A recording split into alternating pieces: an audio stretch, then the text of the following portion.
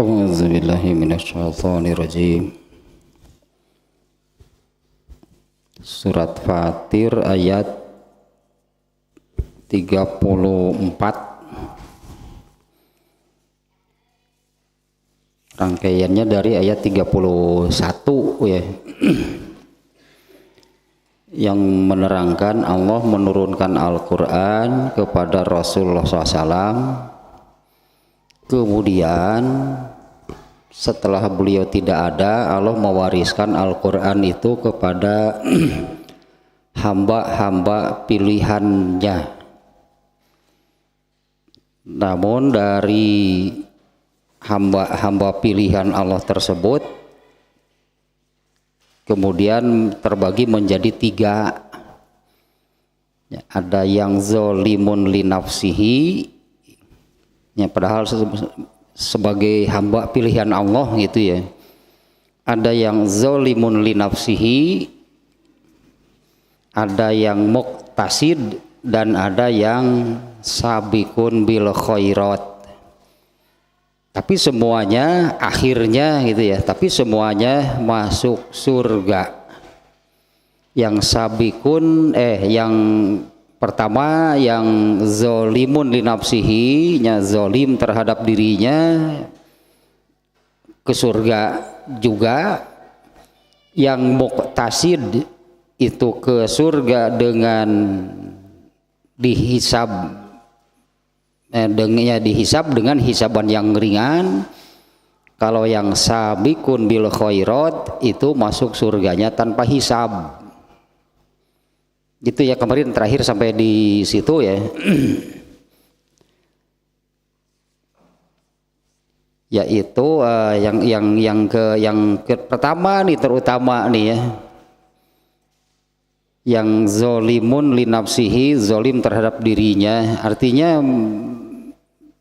berbuat dosa, durhaka gitu ya. Padahal sudah menjadi hamba-hamba pilihan Allah yang oleh Allah itu diwarisi Al-Quran. Ke surga juga ya gitu, tapi kalau ini berarti ada 2 kemungkinan. Kalau yang muqtasid kemarinnya, ya muqtasid ini kelompok yang masuk surga dengan hisaban yang ringan. Kalau yang sabiqun bil khairat masuk surganya tanpa hisab. Nah yang zolimun li nafsihi ini masuk surga apakah ke neraka dulu? Ya, apakah ke neraka dulu atau diampuni oleh Allah sehingga tidak ke neraka dulu? Anggaplah 50-50 pun gitu mah tuh. Kalau diampuni ya iya enak, kalau diampuni, kalau enggak. Karena kalau yang muqtasid, nah ini dihisab dengan hisaban yang ringan, sebutannya itu pasti itu dengan hisaban yang ringan itu pasti hasilnya itu langsung ke surga. Dihisab dulu tapi hasilnya ke surga, tidak ke neraka dulu. Kalau yang sabiqun bil khairat itu tanpa hisab. Nah ini yang pertama nih, ke surga ya, hanya apakah langsung ke surga karena ini berdosa tapi dosanya diampuni oleh Allah, tidak ke neraka dulu. Kalau tidak diampuni ya dosanya itu dibersihkan di neraka gitu ya. Pada akhirnya tapinya semuanya masuk surga yang diterangkan di ayat 33. Nya kemarin sampai di situ nya, sampai ayat 33. Nah, pada akhirnya di ayat 32 itu kan disebutkan semuanya itu hamba pilihan Allah. Semuanya itu hamba pilihan Allah dan masuk surga. Nah hanya terbagilah ya, masuk surganya itu menjadi 3 kelompok yang barusan. Yang sabiqun bil khairat tanpa hisab, yang muqtasid masuk surga melalui hisaban yang ringan, yang zolimun li nafsihi ini masuk surganya apakah memang langsung masuk surga karena dosanya diampuni, atau tidak diampuni ke neraka dulu akhirnya ke surga juga. Nah kalau sudah masuk surga ya seperti inilah, ya seperti di ayat 33 kemarin ya masuk surga dan diberi berbagai macam kenikmatan. Nah dengan segala kenikmatannya gitulahnya kalau surga. Di antaranya yang disebut di ayat ini soal pakaiannya. Ya diberi pakaian yang lah intinya amat mewah. Ya, ada ini apa namanya, ada gelang dari emas, dari berlian, permata, mutiara, dan pakaiannya pun berupa sutra. Nah sampai di situ ya. Ada hadis nih yang menerangkan ya, tentang atau menafsirkannya ayat tersebut. Ini masih terkait dengan ayat 33-nya, kemarin belum sempat dibacakan nih. Hadis riwayat Ahmad, Abu Daud, At-Tirmizi dan Ibnu Majah.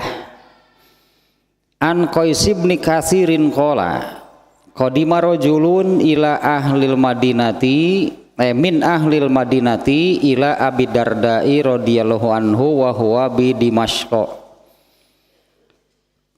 Dari Qais bin Katsir, dia berkata, seorang laki-laki dari orang Madinah, seorang laki-laki penduduk Madinah datang menemui Abu Darda radhiyallahu anhu ketika dia berada di Damaskus. Dari dulu ini ya berarti kota tua nih ya, Damaskus itu kalau sekarang kan ibu kota Suriah. Kalau di zaman Rasulullah SAW ini disebutnya Syam. Salah satu sudut dari Ka'bah itu kan bentuknya 4 persegi panjangnya, bukan kotak, bukan kubus. 4 persegi panjang, meskipun perbandingan panjang dan lebarnya tidak terlalu jauh, makanya terlihat seperti kotaknya, padahal beda bukan kotak gitu ya. 4 sudut gitunya, 4 sudut Ka'bah. Satu sudutnya itu Ruknul Aswadi, disebutnya Ruknul Aswad, atau sudut yang di situ ada Hajar Aswad. Nah 3 sudut lainnya itu mengarah, menunjukkan ke Ruknul Iraqi setelah Hajar Aswad. Kalau tawaf itu kan ke kiri berlawanan dengan arah Jarum Jam. Nah kalau dari Hajar Aswad kemudian tawaf gitu ya, nah sampai di sudut yang terdekat ke Hajar Aswad berikutnya itu Ruknul Iraqi, itu menunjuk ke arah Irak. Nah kemudian berikutnya gitunya, sudut berikutnya, nah ini Ruknul Syam disebutnya, itu sudut yang menunjuk ke arah Syam. Kemudian berikutnya Ruknul Yamani, itu yang menunjuk ke arah Yaman. Itunya itu Hajar, sudut Ka'bah itu ada sebutannya, ada namanya Hajar sudut Ruknul Aswadi, itunya sudut yang di situ ada Hajar Aswad, kemudian Ruknul Iraqi, Ruknul Syami, Ruknul Yamani. Syam itu dulu luas gitunya, kalau sekarang terbagi-bagi lah menjadi Palestina, Yordania, Suriah, Libanon. Kalau dulu satu sebutannya Syam.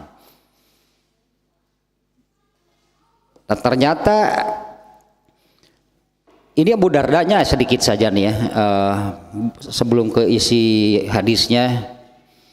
Abu Darda itu orang Madinah. Ketika Rasulullah SAW hijrah bersama para sahabatnya hijrah, Rasulullah SAW itu mempersaudarakan, mengkonfigurasi gitulah satu persatu antara muhajirin dan ansor. Nah, Abu Darda dari kelompok ansor itu dipersaudarakannya dengan Salman Al-Farisi dari muhajirin. Mereka ini dipersaudarakan oleh Rasulullah ini betul-betul jadi saudara. Mungkinnya terasa bagi mereka lebih dari saudara sedarah. Itu yang dirasakan oleh mereka gitu ya, dipersaudarakan oleh Rasulullah SAW itu merasa lebih gitu dari saudara senasab sedarah. Asli begitu ya, katakanlah asli ini Abu Darda ini orang Madinah. Tapi kemudian di sini disebutkan ketika Abu Darda berada di Damaskus. Anas bin Malik juga asli orang Madinah, dia kaum Ansor, tapi setelah Rasulullah meninggal kemudian tidak lagi di Madinah. Duka naon berenannya, entah julur ku tak sanggup berenan tetap di Madinah setelah nabinya tidak ada, hampa mungkinnya naon cicing di Madinah ge nabi geus teu aya nyeri-nyeri sebut teh berenan. Pergilah Anas bin Malik diantaranya meninggalkan Madinah dan tidak pernah kembali ke Madinah, dan meninggalnya pun di tempat Anas di Basroh. Pernah mungkin sekalinya kembali ke Madinah kalau di Sahih Bukhari kan belum lama juga kan pembahasannya. Ketika Anas bin Malik datang ke Madinah ditanya oleh orang Madinah, ada bedanya nggak Madinah ketika Nabi masih ada dengan setelah tidak ada? Sama saja. padahal beda itu merujuk Anas bin Malik kita ya keneh Nabi jeung teu aya mah. Sama saja. Hanya satu hal saja yang aku perhatikan ya, setelah Nabi tidak ada gitunya. Hanya ada satu hal gitunya yang aku perhatikan. Sekarang ini orang-orang kalau sholat safnya tidak lurus, sesak itu. Pergi lagi Anas bin Malik gitu. Nah ini Abu Darda juga orang asli. Abu Darda mah kaum Ansor, penduduk Madinah, dipersaudarakannya dengan Salman Al-Farisi. Ternyata kemudian Abu Darda pun yang meninggalkan Madinah dan tinggal di sini, pergi dan tinggal di sini di Suriah, di Damaskus, di ibu kota Suriah. Faqala ma aqdamaka ya akhi. Abu Darda bertanya kepada yang menemuinya tadi, ma aqdamaka ya akhi, apa yang membuatmu itu datang kemari? Apa yang membawamu datang kemari? Qala, orang itu menjawab, hadisun balagoni annaka tuhaddisuhu bihi an Rasulillahi sallallahu alaihi wasallam. Nah iya nya luar biasa ya semangat mereka nih. Apa yang membawa kamu datang kemari? Satu hadis yang katakanlahnya aku dengar gitunya Rasulullah menyabdakan hadisnya ini kepadamu, susul tah ka Suriah ge ti Madinah tah.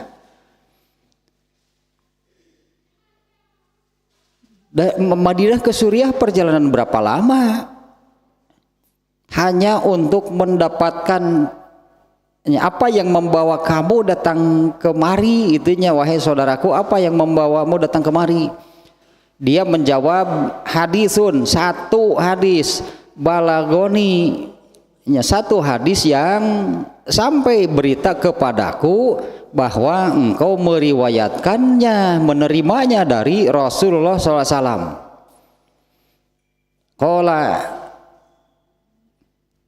Abu Darda bertanya lagi ya, ama qadim ta'ali tijarotin, apa kamu tidak datang ini untuk tijaroh, untuk maksud tujuan berdagang berniaga? Qala la, dia menjawab, enggak, itu bukan, saya bukan mau berdagang. Qala ama qadim tali hajatin. Kemudian Abu Darda bertanya lagi, atau datang kemari ini untuk keperluan lain? Orang itu menjawab, lah juga tidak. Jadi benar-benar ini mau, ini ada satu hadis yang aku dengar gitunya, hadis ini diriwayatkan atau diriwayatkan lah atau disampaikan oleh Rasulullah kepada Abu Darda. Ya, sampai ditanya seperti ini oleh Abu Darda, wah rek dagang meureun lain atau keperluan lain. Naon keperluan lain teh? Bisi we di ditu kitu di jama. Suga abis dia salat di jama teh di dia. Henteu share kadinya meureun rek paling oge. Rek ieu meureun rek giliran kadinya paling bukannya, memang tidak ada keperluan lainnya. Ditanya demikiannya oleh Abu Darda tadi, apa bukan untuk berdagang? Bukan gitunya. Apa untuk keperluan yang lain? Bukan. Ama qadimtu illa fi talab ama qadimta illa fi talabi hadzal hadisi, apakah kamu tidak datang kemari itu kecuali untuk mencari hadis tersebut? Qala na'am, ya orang itu menjawab ya. Ini janji yang luar biasa aja dalam situasi saat itunya, yang apa namanya, fasilitas lah itunya, fasilitas atau kendaraan untuk kesana kemari itu kan hanya pakai kuda, pakai unta. Sementara tadi disebut di awal bahwa orang Madinah nih yang datang dari Madinah menuju Damaskus hanya untuk mencari dan mendapatkan satu buah hadis. Sabar reda pisan jeung ayeuna sakitu hadis numpuk ayeuna mah. Hadis numpuk mudah didapat, harare-hare bedana teh eta berartinya. Ya, kan berarti soal soal kesungguhan, keseriusan gitu. Mereka ini harus seperti ini pun gitu dilakukan. Kalau ngitung-ngitung biaya masa barahaeun di jalan ge. Berapa biaya yang dihabiskan untuk di jalannya saja kan, dari Madinah ke Damaskus berapa lama? Nginap dulu merenang di sepanjang jalan teh, cari penginapan merenang, cari losmen lah atau homestay gitu kan, lumayan lah, tetap kudu ngeluarkan duit. Aduh. Ini ya pelajaran yang luar biasa nih ya, ini kesungguhan mereka dalam urusan ilmu. Ya, dari dialognya tadinya ini kesungguhan mereka nih dalam urusan ilmu ini yang luar biasa. Jadi apa yang terakhir barusan gitunya, apa engkau tidak datang kemari kecuali untuk mendapatkan hadis tersebut? Ia menjawab ya. Qala na'am. Qala radhiyallahu anhu. Nah kemudian Abu Darda berkata, inni sami'tu Rasulullah sallallahu alaihi wasallam yaqulu. Aku Abu Darda gitu dimurah mareh bener kan dengan hadis aslina cenah sok atuh. Kitu mah aya mempunyai beri dagang we. Susah dagang gitu simpel bener maneh mah. Bener ku Abu Darda ge moal bener si beri dagang mah. Ini sampai Abu Darda bertanya seperti itu ya benar gitu, tidak ada yang membawa kamu datang ke sini kecuali memang iya tujuan itunya untuk mendapatkan hadis. Iya. Nah, barulah Abu Darda mengatakan, aku mendengar Rasulullah SAW bersabda, man salaka tariqon yatlubu fiha ilman. Ini kan saya katakan tadi, ini hadis ini kan dijadikan tafsirnya penjelas untuk karena ini rangkaiannya dari ayat 31 sampai 35, ternyata satu kesatuan utuh nama gitu, mulai dari 31 sampai 35, yaitu kan dimulai dengan kami menurunkan Al-Quran ini kepadamu wahai Muhammad, kemudian kami pindahkan, kami alihkan, kami wariskan kepada hamba pilihannya yang tadinya. Dan hamba pilihannya itu yang terbagi menjadi 3 kelompok pasti masuk surga semuanya. Nah di surganya ya seperti inilah di surga. Dan semuanya nih berdasarkan hadis yang ini sekarang ya, Rasulullah SAW bersabda, man salaka torikon yatlubu fihi ilman, ya, barang siapa membuka jalan, nanggaplah,nya ngababakan, ya membuka jalan lah gitunya, yatlubu fiha ilman, bahasa urangna itu ya, yatlubu fiha ilman teh itu sifat dari torikon. Barang siapa membuka jalan, nah jalannya itu diberi sifat jalan yang ilmu di situ, gitulahnya di apa namanya, ilmu di situ dicari, dikaji, didalami. Nah, barang siapa yang membuka jalan yang di jalan tersebut, saya bahasa urang nanya bahasa susunan bahasa Arab banyak yang tidak terwadahi di bahasa Indonesia teh. Jadi beneran kena teh kudu kukurilingan gitu teh. Barang siapa membuka jalan agar lah gitu anggapnya, agar atau untuk ilmu itu gitu di situ bisa dicari, bisa dikaji. Salakallahu ta'ala bihi tariqon ilal jannah, maka Allah akan membuka, lah ini terjemah bebas jadinya ya, maka Allah akan membuka, Allah akan memudahkan baginya jalan menuju surga. Nyati sekali lagi nih ya, sampai di apa namanya, sampai 1 kalimat gitu di sana ya, hadisnya masih ada lanjutannya. Barang siapa membuka jalan agar, untuk, sehingga gitu apalah gitunya di kita, sebetulnya sifat sih di sininya jalan yang, nah hanya kalau diterjemah seperti itu genaheun di bahasa Indonesia nama itu membuka jalan sehingga ilmu gitunya itu bisa itulah dicari, itu dikaji, didalami, maka Allah akan membuka, Allah akan memudahkan baginya jalan menuju surga. Nah, di sini kan yang disebut membuka jalan itu seperti apa? Kalau caranya kan bisa beragam, pokoknya dengan cara apapun lah gitunya. Dengan cara apapun, dengan cara bagaimanapun, nah sehingga ilmu itu menjadi, intinya sebetulnya ilmu itu menjadi muncul dan tersebar. Karena ini kan maksud Allah mengutus nabinya itu ya untuk ini, Allah menurunkan ilmu untuk seluruh manusia. Kalau menurunkannya melalui 1 orang ya, yaitu nabi yang dipilih dan ditetapkan oleh Allah, tapi maksudnya itu menurunkan ilmunya untuk seluruh manusia.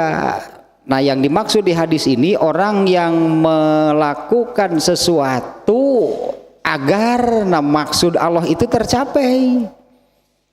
Ya, agar maksud dan tujuan Allah itu yaitu ilmu itu menyebar kepada seluruh manusia, ataupun kalau tidak seluruh manusia ya, agar ilmu itu menyebar ke sebanyak mungkin lah manusia. Nah, kalau caranya yang dilakukan apa? Bisa beragam. Tapi dengan cara tersebut, nah itu anggaplah membantu, mendukung gitunya apa ya maksud Allah, yaitu menurunkan, memberikan dan menyebarkan ilmu kepada seluruh manusia. Ya, karena torikon di sini di kalau bahasa Arab nama nakiroh namanya. Nakiroh itu artinya umum dalam arti banyak kemungkinan. Caranya seperti apa gitunya? Caranya seperti apa? Banyak caranya, sangat beragam. Tapi dengan maksud, dengan tujuan gitunya supaya ilmu dari Allah ini tersebar. Artinya ini kan mendukung, berartinya mendukung yang dilakukannya itu sejalan dan mendukung dengan tujuan Allah mengutus nabi itu untuk menurunkan ilmu, bukan untuk nabi kan, tapi untuk seluruh manusia. Nah, yang melakukan demikian gitunya maka ini biasa syarat dan jawab syaratnya. Barang siapa seperti yang tadinya membuka jalan gitunya, barang siapa membuka jalan melakukan cara apapun agar ilmu ini tersebar, nah maka ininya jawab syaratnya. Jumlah di jumlah bahasa Arab kalimat gitu. Kalimatnya kalau dalam bahasa Indonesia kalimat, kalau bahasa Arabnya kalimat itu jumlah. Kalau kalimat dalam bahasa Arab itu kata dalam bahasa Indonesianya. Nah, ini kalimat berikutnya ini sebagai jawab syaratnya. Kalimat syartiyahnya, jumlah syartiyah ini kalau syaratnya dipenuhi maka jawabnya pasti didapatkan. Kalau syarat dipenuhi maka apa yang jadi jawab syaratnya itu pasti didapatkan. Nah, artinya orang yang syaratnya melakukan ini, melakukan sesuatu lah gitunya yang sejalan dan mendukung ilmu dari Allah ini tersebar kepada sebanyak mungkin manusia. Nah, cara apapun yang untuk tujuan tersebut, nah inilah jawab syaratnya. Ini yang akan didapatkannya. Allah akan memudahkan baginya jalan menuju surga. Ya, sekali lagi caranya seperti apa? Kalau dari kalimatnya sendiri ini nakiroh namanya torikon pakai tanwin. Nakiroh artinya sangat umum dalam arti banyak kemungkinan dan sangat beragam cara yang bisa dilakukannya untuk tujuan ini, untuk tujuan ilmu itu munculnya. Artinya kan ilmu itu muncul, ilmu itu di situ digali, dikaji dan kemudian menyebar kepada sebanyak mungkin orang.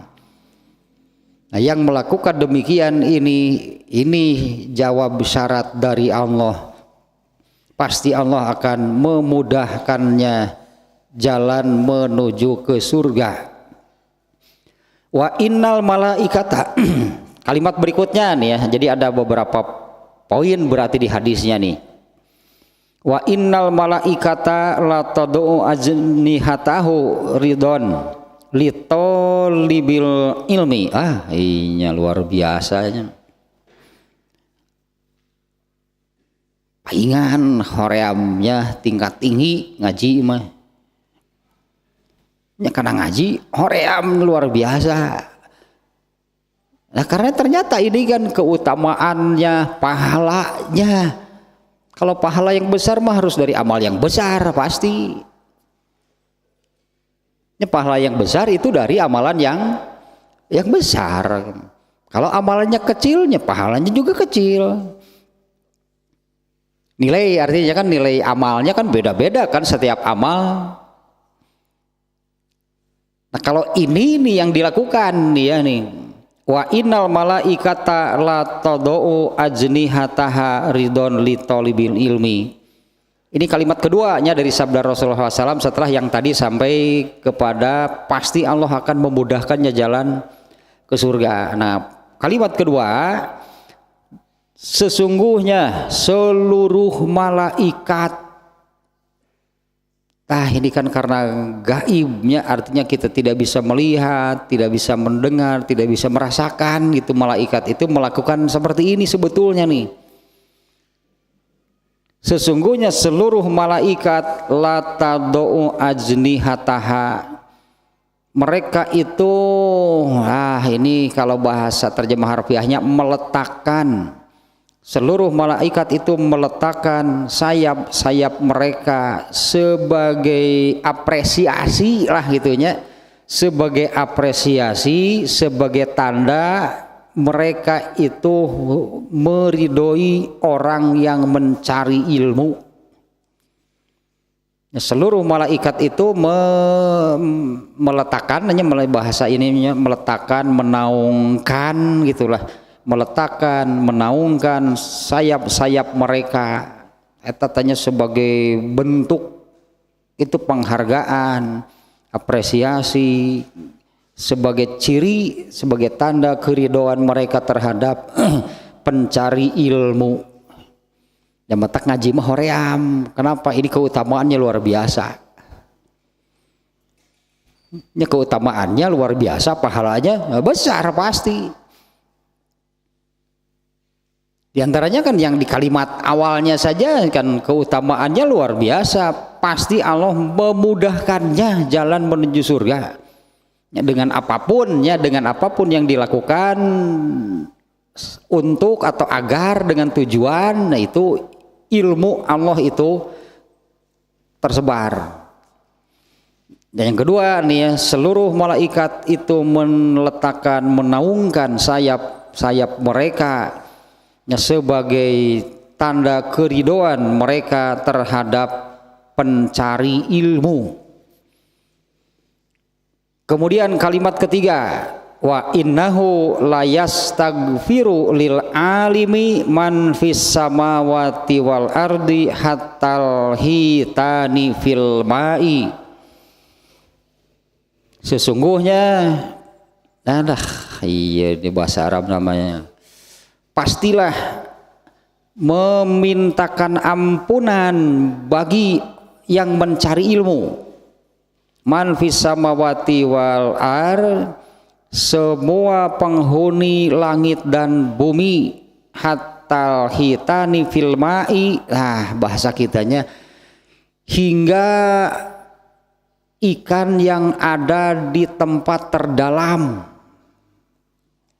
entah di samudra mana gitu ya, mereka mendoakan orang yang mencari ilmu, mendoakan, memintakan ampunan. Sekali lagi nih kalimatnya ya, kalau di bahasa Indonesia kan ya agar lebih mudah nih ya. Dan sesungguhnya seluruh penghuni langit dan bumi hingga itunya ikan yang ada di tempat yang paling dalam itulahnya, entah di samudra mana, entah di laut mana, semuanya pasti memintakan ampunan untuk orang yang mencari ilmu. Tak kerno ngaji teteh. Untuk yang mencari ilmu kan ini ilmu yang diturunkan oleh, makanya ini kan rangkaiannya dari ayat sebelumnya. Allah menurunkan gitu kan Al-Qur'an. Nah, ilmu itu di situ. Dengan menurunkan Al-Qur'an itu Allah menurunkan ilmunya. Ya, makanya ini satu kesatuan maknanya ya, rangkaiannya mulai dari ayat 31 nih. Nah, ilmu yang dimaksud itu adalah dari situlah awalnya, katakanlahnya Allah menurunkan Al-Qur'an kepada Rasulullah SAW. Setelah beliau tidak ada, kemudian Allah turunkan gitu ya Al-Qur'an itu kepada orang-orang hamba-hamba pilihannya.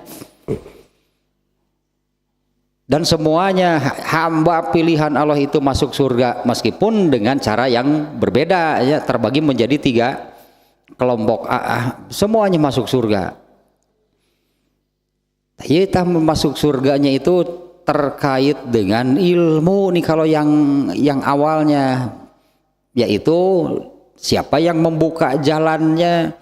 Kemudian kalimat keduanya bagi yang mencari ilmu gitu ya, bagi yang mencari ilmu malaikat pun gitulahnya memberikan apresiasi yang luar biasa. Mereka meletakkan, mereka menaungkan sayap-sayap mereka sebagai tanda mereka ridho terhadap orang yang mencari ilmu. Ini kan semuanya terkait dengan ilmu kan. Kemudian kalimat ketiganya yang barusan, seluruh penghuni langit dan bumi hingga merentah itu ada sampai disebutkan hingga ikan yang ada di lautan terdalam pun pasti memintakan ampunan bagi orang-orang yang mencari ilmu.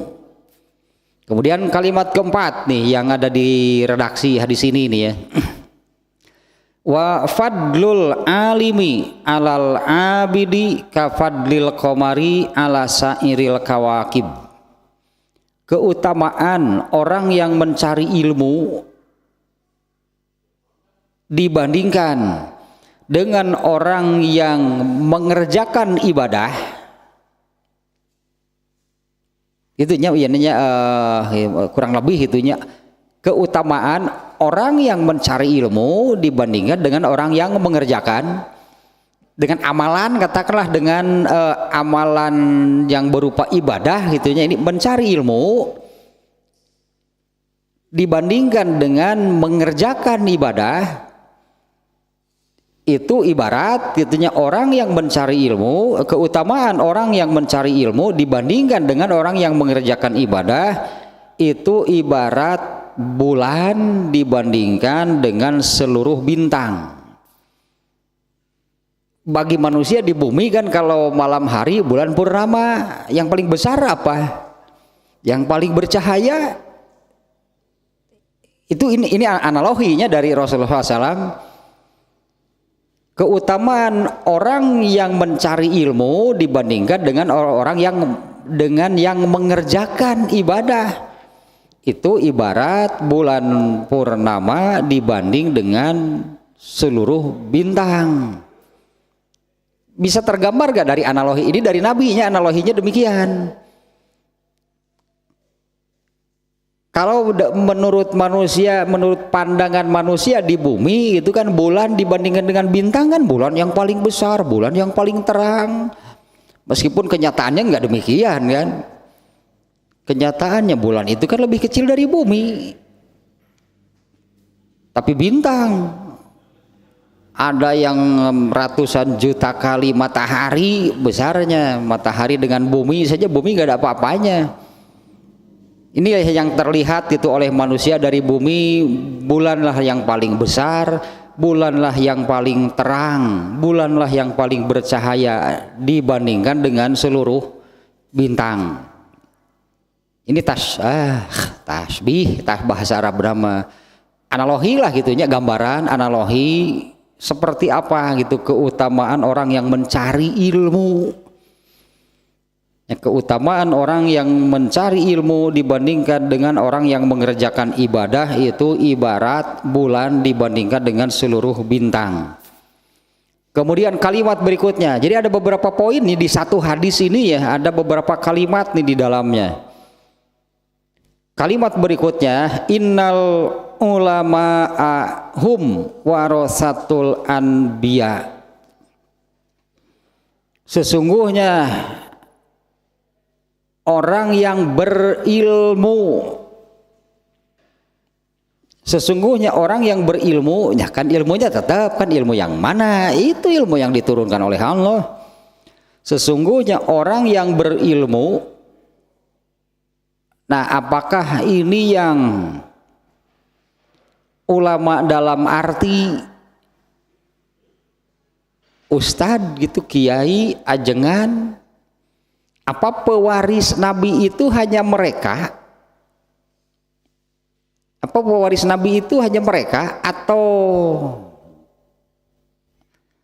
yang berhak gitunya, yang berhak mewarisi ilmu dari Nabi itu apa hanya kiai, ajengan, mama, habib? Karena mana sebetulnya ulama itu jama dari alim. Jadi orang yang mendapatkan ilmu gitunya dari yang ditinggalkan oleh Rasulullah SAW merekalah disebutnya ahli waris Nabi, artinya ya merekalah yang mendapatkan warisan dari Nabi. Orang yang mendapatkan ilmu yang diturunkan oleh Allah atau orang yang mendapatkan ilmu tentang agama Islam, berarti orang yang mendapatkan ilmu yang Allah turunkan itulah mereka pewaris atau ahli waris Nabi. Mereka artinya mereka itulah yang mendapatkan warisan dari Nabi.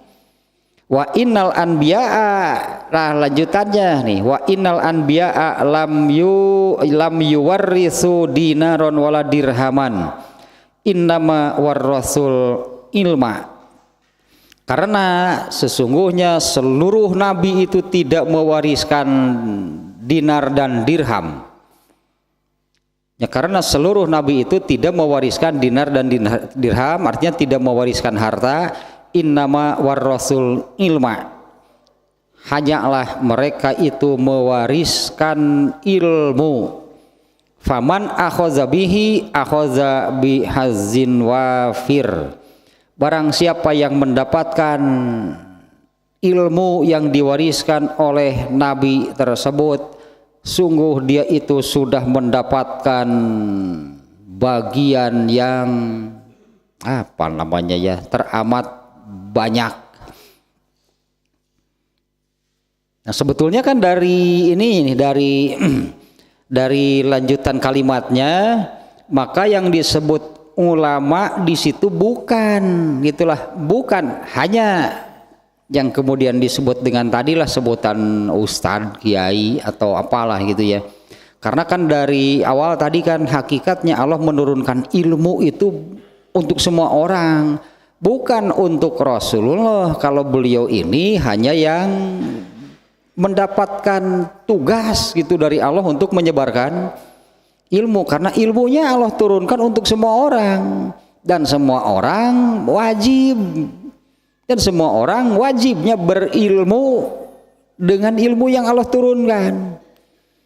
Nah, maka yang dimaksud dengan ulama di sini adalah orang yang berilmu, memiliki ilmu tentang agama Islam. Mereka itu adalah ahli waris Nabi, dalam arti yang mereka benar, mereka itu mendapatkan apa yang diwariskan oleh Nabi.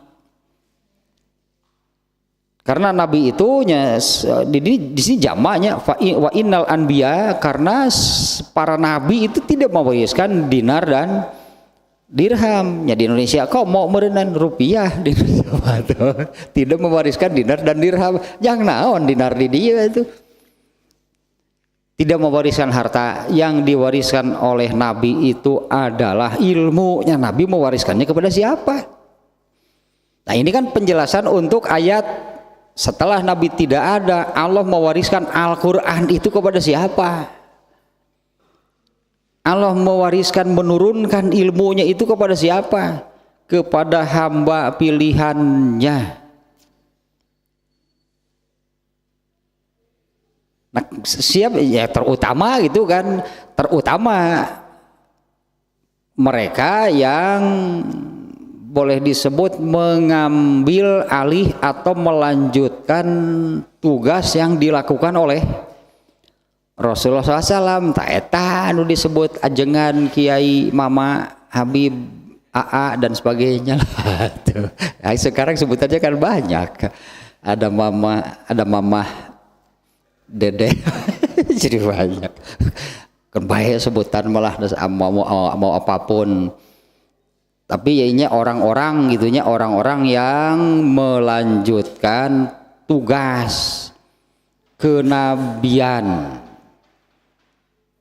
Terutama itunya orang-orang yang melanjutkan tugas kenabian. Adapun warisan ilmunya ini untuk semua orang nih berdasarkan hadis ini.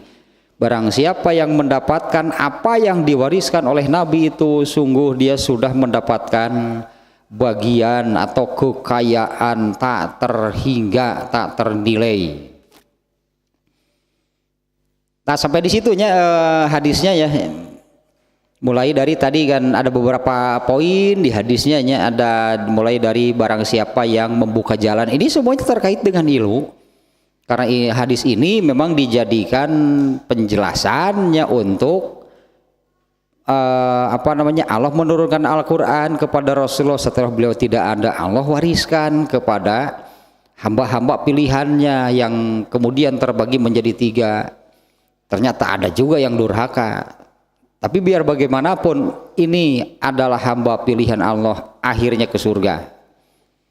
Nah, dan di surganya itunya diantaranya berdasarkan ayat 33, ini diantara kenikmatan yang ada di dalam surga, yaitu diberi perhiasan dan pakaiannya dari sutra gitunya. Ini global saja Al-Qur'an menerangkan salah satu kenikmatan di surga itu kan diberi perhiasan dan pakaiannya dari sutra. Jadi laki-laki juga ketika di dunia banyak yang memakai pakaian sutra, hanya itu diharamkan oleh Allah untuk orang Islam. Nah, Rasulullah menyebutkannya di hadis yang kemarin ini nih, man labisal hariro fid dunya lam yalbashu fil akhirah wa qala hiya lahum fid dunya walakum fil akhirah. Barang siapa yang memakai sutra ketika di dunia, maka dia tidak akan bisa memakainya di akhirat. Sutra itu bagi orang kafir ketika di dunia dan bagi kalian nanti di akhirat. Nah, ininya hadisnya yang mengharamkan sutra. Gening lelaki hayang sebenarnya nama. Laki-laki juga artinya bahan dari sutra itu untuk laki-laki juga bagus. Dan itulah gitu pakaian yang bagus, itulah gitu nanti pakaian kalian di akhirat atau di dalam surga. Ayat 34 sekarang nih. Jam teh sok rusuhan wae jam teh. Kemarana atuh.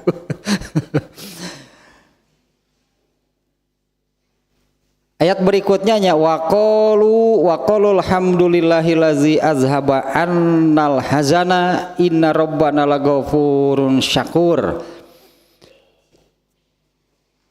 Ini ucapan yang terucap lah gitunya, yang terlontar dari orang-orang yang sudah masuk surga nih, nanti diantaranya mereka ya terucap, terlontar ucapan dari mereka seperti ini.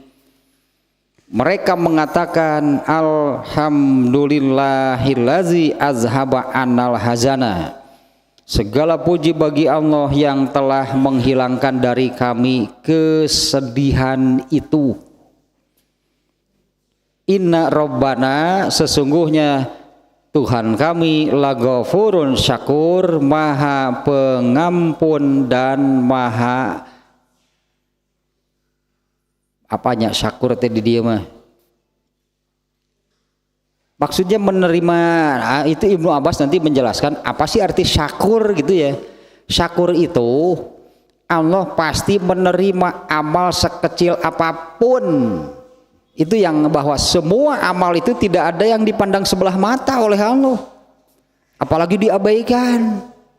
Itu arti syakur itu pasti diterima itu amal soleh sekecil apapun. Dan kalau ghafur, nah gitunya ya Ibnu Abbas ya. Ibnu Abbas mengatakan arti ini nih, ghafurun syakur itu apa? Ghafaro lahumul kasiro minas sayyi'at.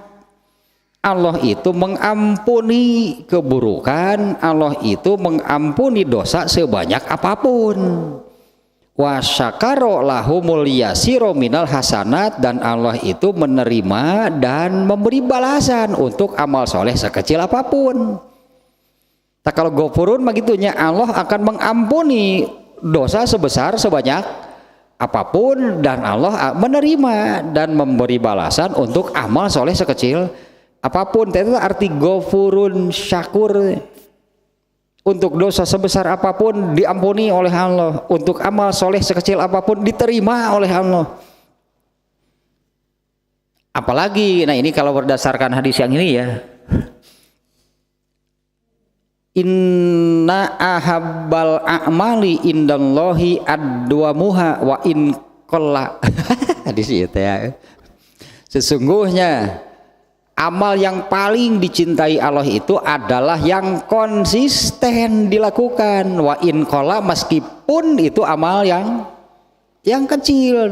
Ya ini syakur itu yang seperti itu, justru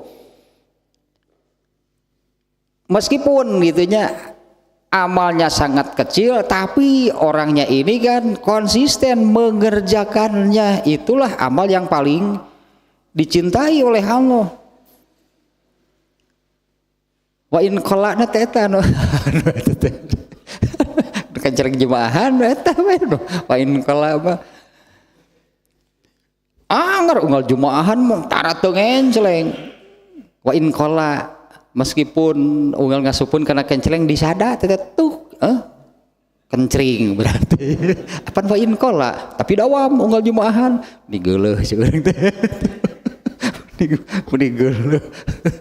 Jeung sedekah teh ngan sakitu-kitu nanya angke we di jumaahan. Karena kenceleng jumaah dawam eta mah. Konsisten teu nambahan. Nu disedekahkeun ge anggar we disada. Konsisten saya mau robah konsisten. Sugan teh konsisten teh migawena. Eta kencering lagi konsisten deh. Da unggal ngenceleng disada. Mun ngodok saku teh, naon ieu nu ka bawah teh. Aksiri wah pokona. Jeung makaning kenceleng teh diedarkeun teh gerak apa namanya? Begitu azan kakarang ngedarkeun kenceleng. Nanti azan selesai bisa jadi kenceleng itu masih beredarnya, sementara beres azan kan khutbah. Namun itu kan orang-orang sudah harus menyimak. Ya kalau yang barisan depan kencelengnya itu apa namanya beredarnya itu ketika masih azan, belum ada kewajiban untuk menyimak. Kalau azan selesai berarti nah selanjutnya kan khutbah apa namanya jamaahnya itu wajib menyimak. Eta kenceleng ngaganggu tah. Ya kamu mau nubieu mah belah dia salah ngodok teh belah mana ini receh teu kabawa kencering teh jadi sedekahna. Dawam judulna teh konsisten gope. Konsisten teh jong eta-etana ting salah nu nerangkeun ting salah kumaha teh wa in qolana justru digaris bawahi teh. Amal yang paling dicintai Allah itu adalah yang konsisten terus menerus dilakukan meskipun sedikit. Tah nu etana di garis bawahi justru wa in qolana. Terobah-robah nepi ka ngodok saku 2000 ge balikeun deui. Konsisten kudu gope. Ayat ini sekarang ya, ini ucapan yang terlontar dari mereka yang sudah masuk surga. Alhamdulillahillazi azhaba annal hazana. Segala puji bagi Allah yang telah menghilangkan dari kami kesedihan ini. Karena untuk yang masuk surga tanpa hisab pun, meskipun dijaminnya oleh Allah, meskipun dijamin oleh Allah bahwa mereka itu apa namanya ya, rasa ngeri mungkinnya, rasa ngerinya itu kalau rasa itu kan di dalam hatinya. Nah oleh Allah itu di apa namanya ya, karena ketika secara umum kan manusia itu oleh Allah nanti dihidupkan di akhirat di mahsyar. Seperti apa mahsyar? Seperti ketika di dunia sebetulnya innal insana lafi khusrin. Di mahsyar itu seluruh manusia itu menderita berarti, kecuali orang-orang 7 macam orang yang mendapat perlindungan dari Allah. Berarti kalau bicara umumnya manusia di mahsyar itu seperti apa? Mengerikan. Situasinya lah, situasinya segalanya pokoknya berabu ketika datang muncul di mahsyar itu mengerikan. Kecuali ada 7 kelompok orang yang diberi perlindungan. Nah, perlindungan itu termasuk di apa namanya ya? Semacam gila. Ini hanya ada lohinya gambaran. Seperti misalnya kalau ada anak kecil yang sedang ketakutan gitunya, sedang ketakutan, lalu didekap oleh ibunya, diberi ketenangan, kan jadi tenang.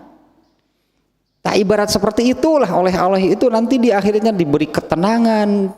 Padahal tetap melihat nerakanya itu mana ada siapa yang gak ngeri melihat neraka. Nah ini yang diucapkan begitu masuk surga alhamdulillah geus teu ningali dinu kitu ya, sudah tidak melihat lagi, mendengar lagi hal-hal yang menakutkan, mengerikan. Ya karena di dalam surga itu ya semuanya hanya berupa hal yang menyenangkan, hal yang nikmat. Nah ininya yang ucapan yang terlontar gitu dari mereka setelah berada di surga. Alhamdulillah segala puji bagi Allah yang telah melenyapkan dari kami al-hazana, yaitu tadinya dari kesedihan, kengerian, ketakutan, bahkan sejak di dunia sebetulnya.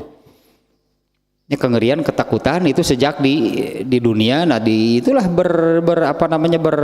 berlanjut gitunya sejak di dunia, di alam barzah, kemudian di mahsyar, dihisab, tekan dihisab ngeri, dihisab itu mengerikan. Ya diadili gitu di pengadilan Allah itu mengerikan.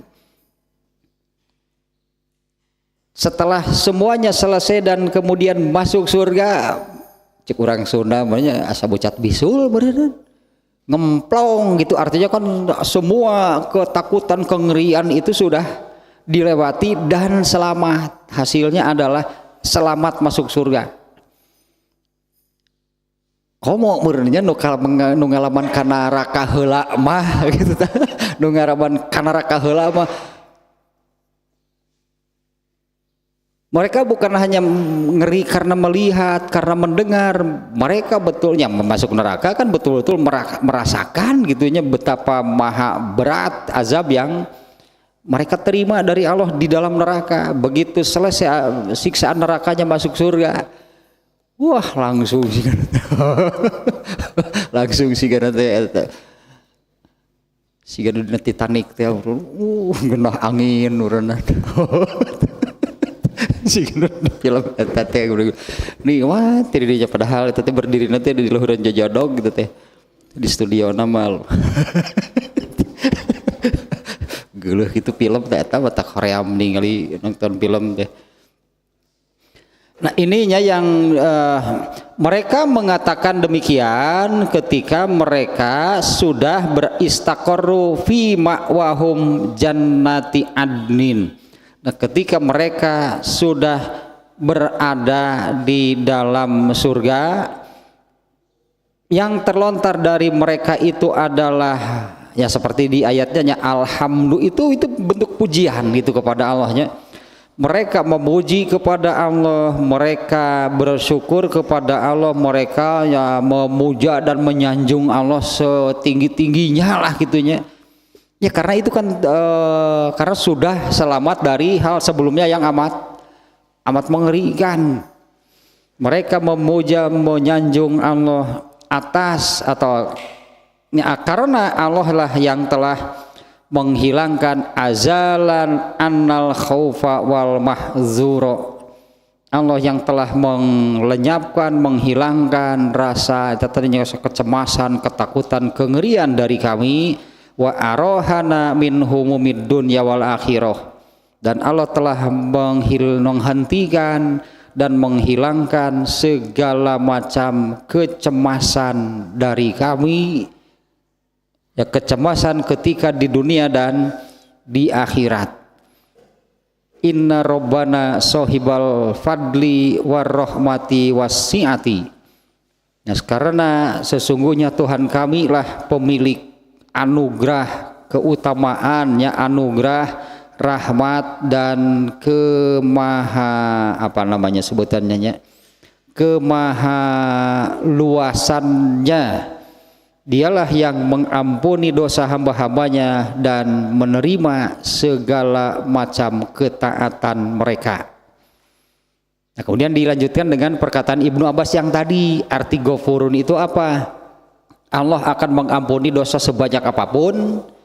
Kemudian Syakurun itu adalah Allah akan menerima dan memberi balasan untuk amal soleh, untuk ketaatan sekecil apapun. Itulah itunya arti Ghafurun Syakur. Summa hamaduhu aidon alan nikmatil baqa'i wal istiqrari fil jannati warrohati fiha. Ya ayat 35 berarti itu. Kemudian mereka pun memuji Allah atas kenikmatan abadi.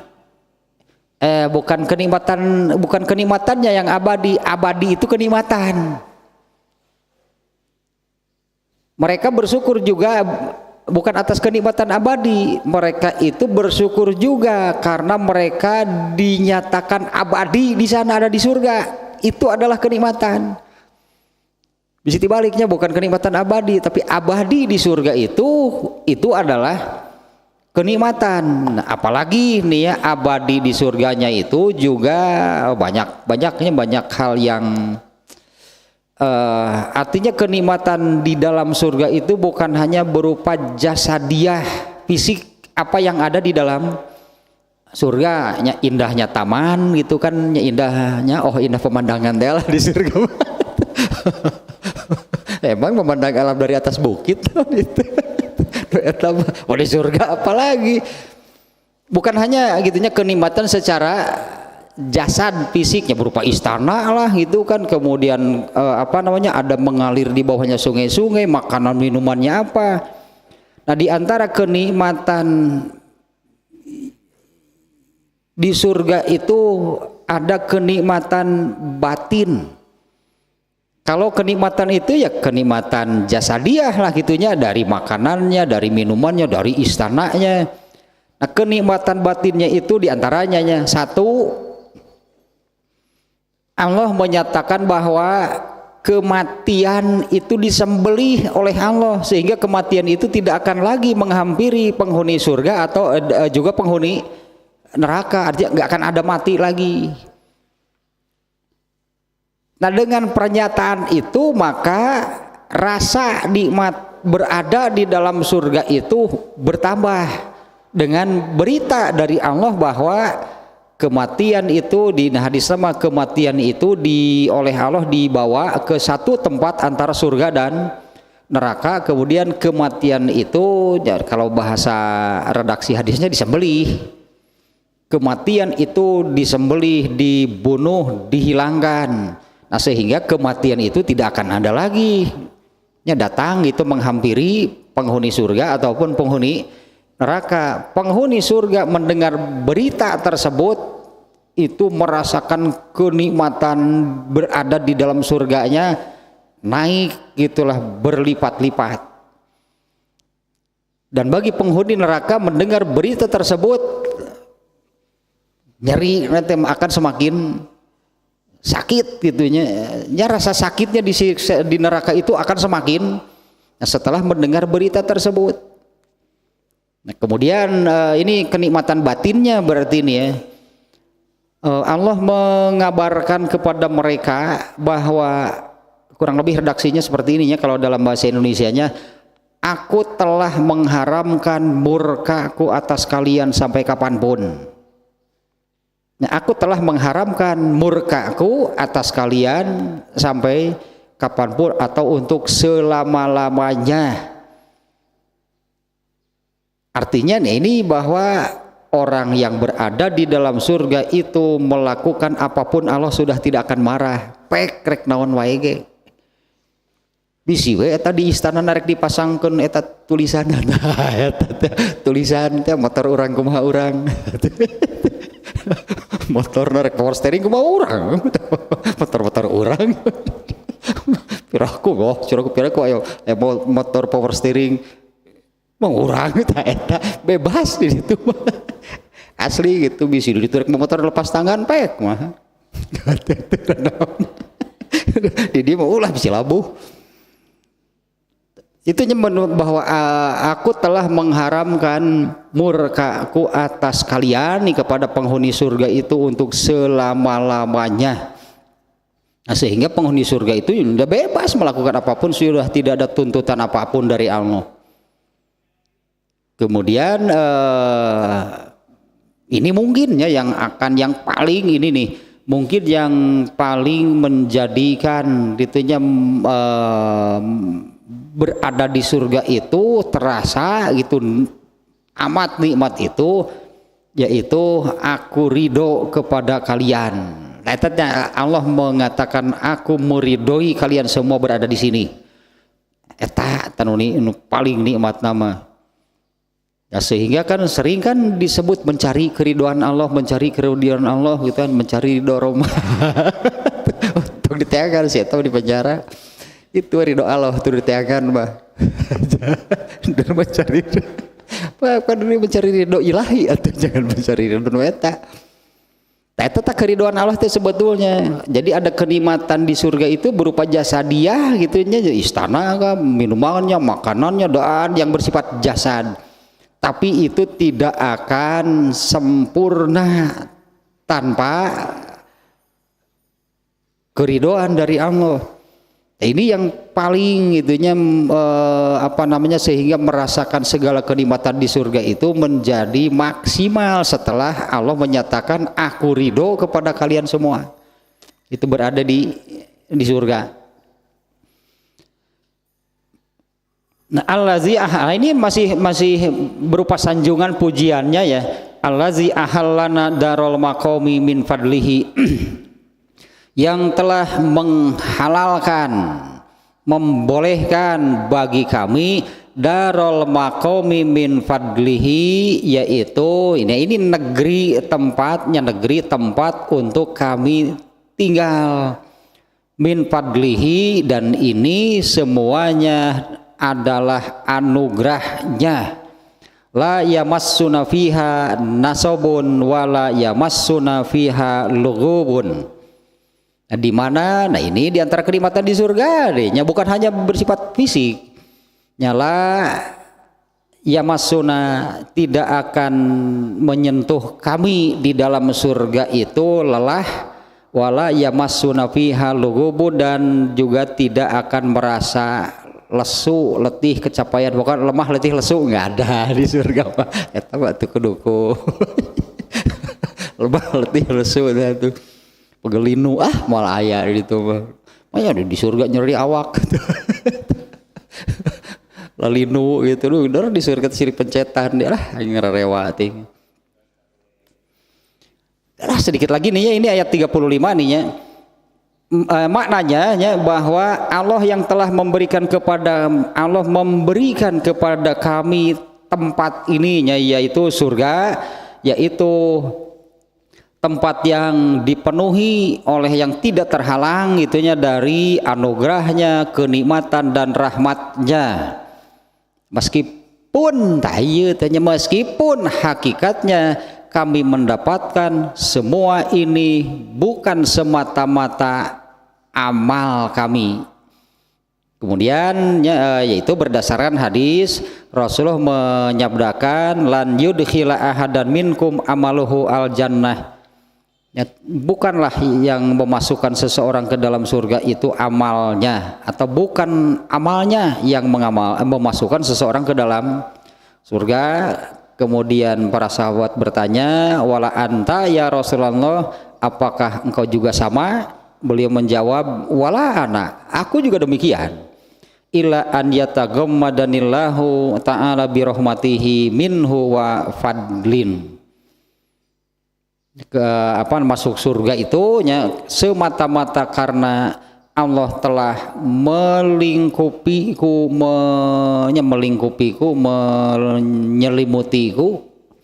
dengan rahmat dan keutamaannya. Ya, dan di sana tidak akan ada lagi itu tetaternya lemah letih lesu.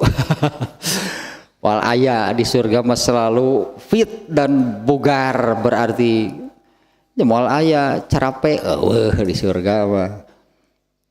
Padahal wah ketinggali di dunia lo cara rengkos era roces kemudian itu bebas. Kemudian itu bebas wah turun gerak berenang capek wah di itu mah pek. Mal aya capek di itu mah lah. Nah kemudian ini sedikit lagi nih ya. Nah tidak akan, ini disebut tadi kan, tidak akan merasa lelah, kecapean gitu, lemah, letih, lesu, itu tidak ada. Baik secara fisik kayak gitunya. Nah hal itu baik secara fisik, wala fil arwah, juga tidak akan ada capek lemah secara batin, nggak ada. Dapat di surga masuk ayah nu capek itu capek hati disebut nanti. Eta siga pingpong jeung kudu diajar dalam bagian nyokat balna bat tanepakna. Nu capek teh lain fisik. Nu capek na eta. Nyeri eta nepak sakali nyokotnya jauh. Eta capek hati teh contohna eta siga pingpong jeung nu amatiran sebal teh. Pingpong jeung nu karena diajar kalau bakal nyokotan bolana batan nepakna teh capek teh lain capek eta lain capek fisik capek hati lo gitu. Nah, tidak ada lagi nya bukan hanya berartinya bukan hanya la fil abdani wala fil arwah, bukan hanya tidak akan merasa itulah lelah letih lesu gitunya kecapean itu bukan hanya dalam hal jasad fisik tapi juga tidak akan ada lemah letih lesu dalam batinnya. Artinya batinnya selalu ceria, gembira, nikmat, moal capek. Ya kan kalau yang sedang bergembira kan tidak akan merasa kecapean batinnya. Tadi nu capek mah. Gitu. Awak mah seger ieu teh. Ngan jol hayang geusane. Pingpongna jol hayang geus capek hate lain capek awak.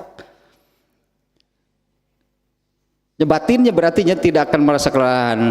Iz innahum da'abu alal ibadat, karena ieu coba ini di garis bawahinya mereka dibebaskan oleh Allah dari tadilah capek letih lemah lesu baik jasad ataupun batin ataupun ruhnya, karena mereka ini sudah menghabiskan eta capek letih lemah lesu badan jasad dan jasadnya itu ketika di dunia untuk beribadah. Tak kudu dipake berarti ibadah mah tangke bayaranana dihilangkan gitu tah. Kecapaian lemah gitu lesu dihilangkan dari jasad dan ruh batin mereka, karena mereka ini itu jasad dan ruh mereka itu sudah gitulahnya merasa kecapean gitu, jasad jiwa raga lahir batin lah gitu sebutannya lahnya. Mereka sudah merasakan letihnya jiwa raga lahir batin jasad dan ruhnya itu untuk beribadah ketika di dunia. Fasoru firohatin daimatin mustamiratin, maka mereka itu sudah beristirahat dari capek lemah yang tadi baik jasad ataupun ruhnya. Oleh Allah sudah diistirahatkan dari capek semacam itu, karena itu sudah bagi mereka mereka lakukan ketika di dunia. Mereka habiskan lah gitunya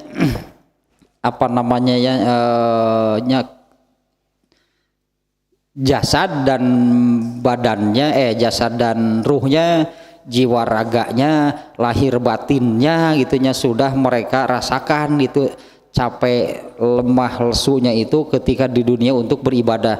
Maka setelah di surga itu oleh Allah diistirahatkan, dihentikan gitulah dari kecapean tersebut. Nah, kemudian ditutup dengan ayat nih ya, rangkaian ke-35-nya ditutup dengan surat Al-Haqqah ayat 24, yaitu kulu washrobu hani'an bima aslaftum fil ayyamil khalifah. Nah, tinggal seperti ini berarti silahkan makan, silahkan minum sepuasnya bima aslaftum fil ayyamil khalifati. Tak iya bayaran dari keletihan yang sudah kalian lakukan di kehidupan sebelumnya, yaitu di kehidupan dunia. Jadi kan pelajarannya di dunia mah kudu capek ulah yang nyalse bising ke di itu capek na. So, berarti di dunia mah kudu capek, kudu riweuh atau kudu nama lamun loba kariweuh teh. Coba di dinya nyalse nah di ditu ku Allah ke dibere kariweuhna diripuhkeun ke di ditu. Kalau yang capek letih lesunya sudah mereka habiskan di dunia untuk beribadah, ke dieureunkeun di akhiratna digantilah dengan silahkan makan silahkan minum. Bos di ditu mah tinggal pokoknya mau makan minum lah turun-turun sepuasnya. Ini ayat ini ya Al-Haqqah 24 ya, itulah sebagai ganti dari Allah ya atas apa yang sudah mereka lakukan di kehidupan sebelumnya, yaitu ketika di dunia membuat itunya badannya, jiwanya, hatinya capek lesu, tapi untuk beribadah nanti akan dihentikan dan diganti oleh Allahnya dengan, nah itulah kesenangan semuanya lah di surga.